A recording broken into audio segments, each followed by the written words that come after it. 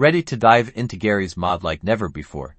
Let's get you playing in VR on your Meta Quest 3. First, make sure Steam is installed on your computer. If you don't have it already, download it from the official Steam website and follow the installation instructions. Next, in Steam, search for and install SteamVR.